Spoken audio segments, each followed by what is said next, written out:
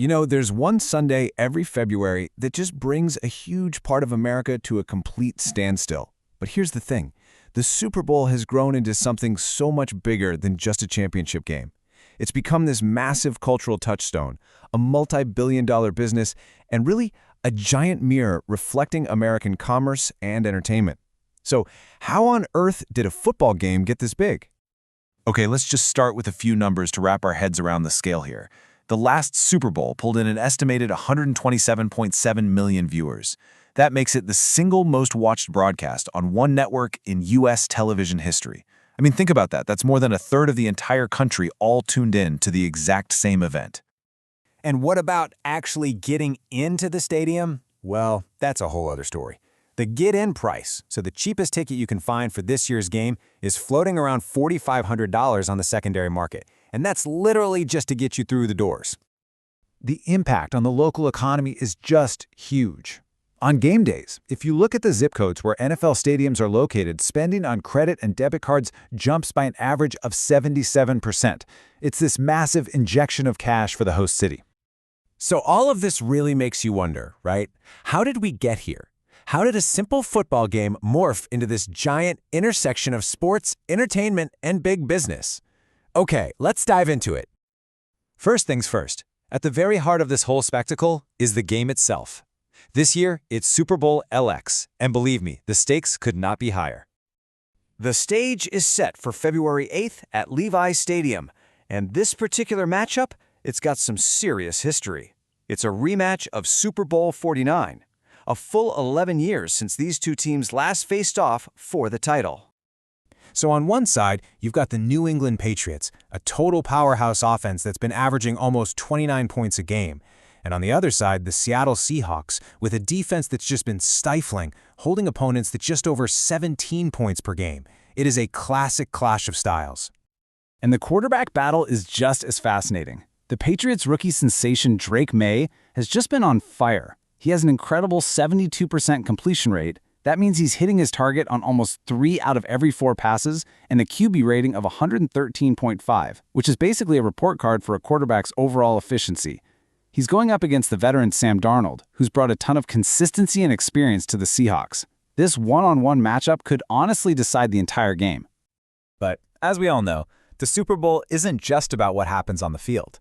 The second those teams head to the locker room for halftime, the world's biggest stage lights up for the halftime show.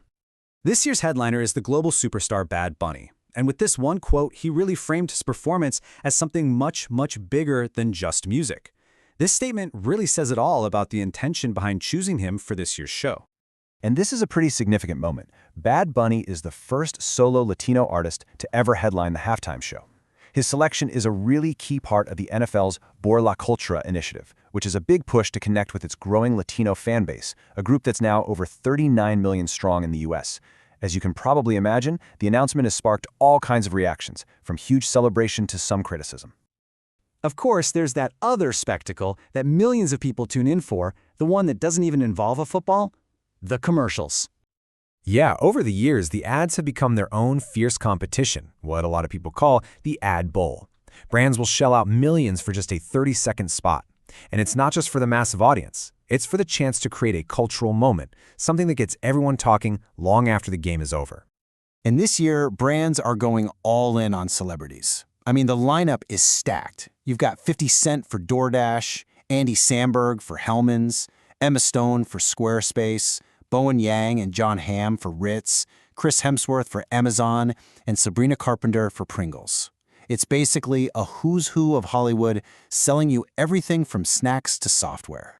So you take all of this, the game, the halftime show, the ads, and it all fuels this absolutely incredible economic engine. The Super Bowl isn't just a cultural event, it's a billion-dollar business, plain and simple. Just look at how the cost for fans to get in the door has changed. A couple of years back in New Orleans, the cheapest ticket was around $3,000. Then in Las Vegas, it shot past $6,000. This year, it's settling around that $4,500 mark. Things like the host city, the teams playing, and even how new the stadium is, it all plays a huge part in what fans are willing to pay. And once those fans get to the city, they spend, and they spend big. The largest chunks of their money go to food and drinks, places to stay, and parking. It's this huge wave of spending that lifts up the entire local service industry for that one weekend.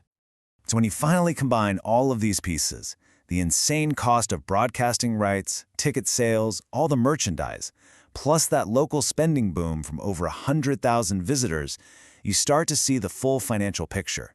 It is an absolute powerhouse. But the NFL isn't just sitting back and counting the money. The league is always looking ahead, trying to figure out how to evolve the game for the future, and they're focusing on a few key areas. At his annual press conference, the NFL commissioner, Roger Goodell, made it crystal clear that technology and innovation are top priorities. The league knows it has to keep adapting to stay on top. So what does that actually look like? Well, the league is seriously considering a few major changes. First, giving the replay officials the power to call penalties on obvious errors that were missed on the field. Second, continuing to expand globally, with 9 international games already planned for 2026. And third, making more changes to the kickoff rules, all in the name of players' safety. When you put it all together, it's just so obvious that the Super Bowl is way, way more than what happens on the field. It's this incredibly complex ecosystem where elite sports, global entertainment, and massive amounts of money all collide. It creates this one-of-a-kind spectacle that really does reflect modern American culture. And all of this leaves us with a pretty fascinating question for the future. As the game keeps growing its international footprint and bringing in all this new technology, what's going to be the next big evolution of this cultural phenomenon? Is it going to be the fan experience, the way we watch it on TV, or maybe even the rules of the game itself? I guess only time will tell.